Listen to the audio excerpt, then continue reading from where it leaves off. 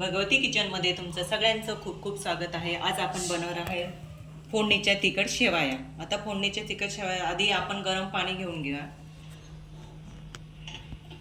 मोठी कढई ठेवली, या शेवया त्याच्यात उकळ आली की टाकून द्यायच्या।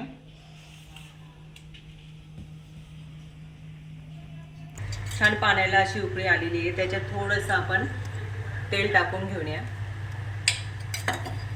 आणि मग ह्या शेवया त्याच्यात टाकून घेऊ।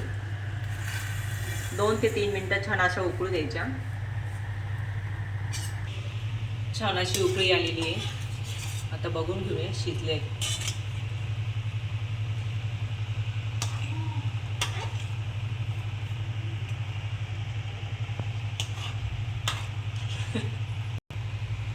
आता मी एका भांड्यात काढून घेते।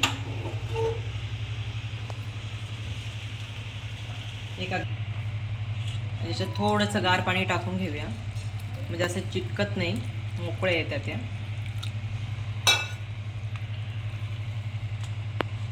थोडं आता मी 2 मिनिटं गार होऊ देते। आता जे फोडणीच्या शेवयासाठी जे लागणारे साहित्य आहे तुम्ही आज तुम्हाला दाखवते। 1 टोमॅटो, शिमला मिरची, 1 कांदा घेतलेला आहे आणि शेंगदाणे, 2-3 काजूचे तुकडे, चवीनुसार मीठ, लाल मिरची पावडर, मॅगी मसाला, हळद आणि मोहरी। आता त्याला सगळ्यात आधी आपण पॅन ठेवला आहे, त्याच्यात 2 चमचे तेल,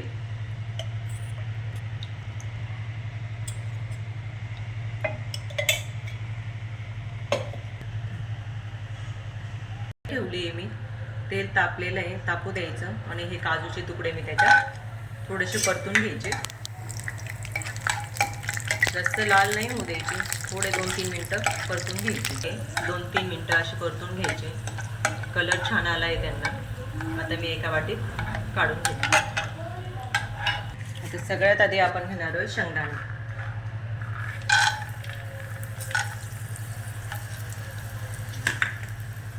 शेंगदाणे थोडेसे फुटू द्यायचे आणि आधी आता कांदा टाकून घेऊया। छान कांदा परतू द्यायचा, बारीक कापून घेतलेला आहे मी।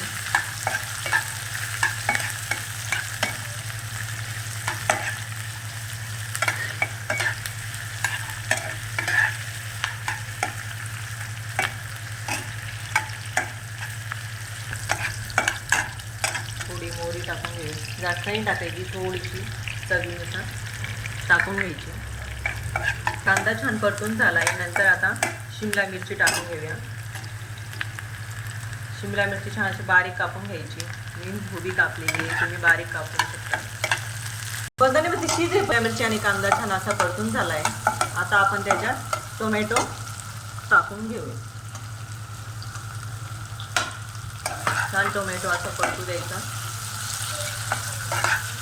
आणि मी त्याच्यात थोडंसं चवीनुसार मीठ टाकते।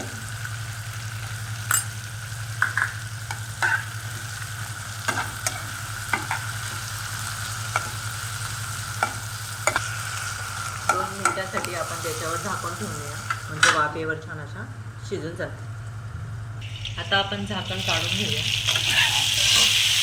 छान असं परतून झालं आहे। आता आपण त्याच्यात टाकणार आहे लाल मिरची पावडर,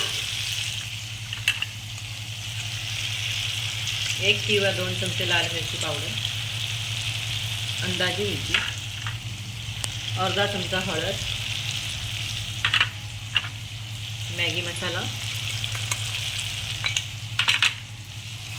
आता मिक्स करून घेऊ।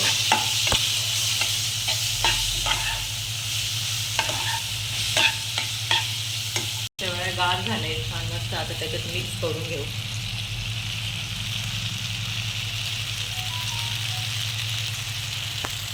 उकळताना थोडं मी त्याच्यात तेल टाकलं होतं, छान अशा मोकळ्या येतात।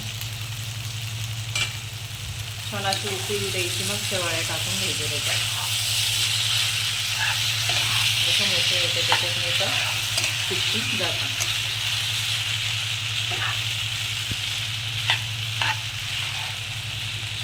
गॅस कमीच ठेवायचा।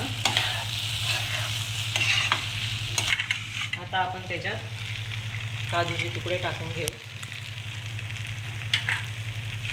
मीठ टाकलेलं आधी थोडंसं चवीनुसार मीठ टाकायचं. अर्धा चमचा तूप टाकून घ्यायचं. छान परतून घ्यायचं असं.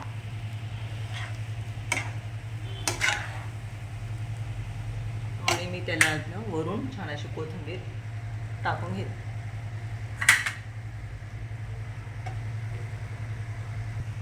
छान मस्त अशा झटपटीत फोडणीच्या शेवया तयार झालेल्या आहेत.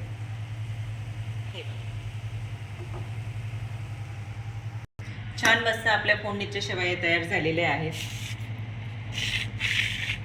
झटपटीत अशा बनणाऱ्या फोडणीच्या शेवया तुम्हाला नक्की आवडल्या असतील ते घरी करून बघा आणि कमेंटमध्ये मला सांगा कशा झालं आहे की ते. आणि सबस्क्राईब आणि लाईक करा. धन्यवाद.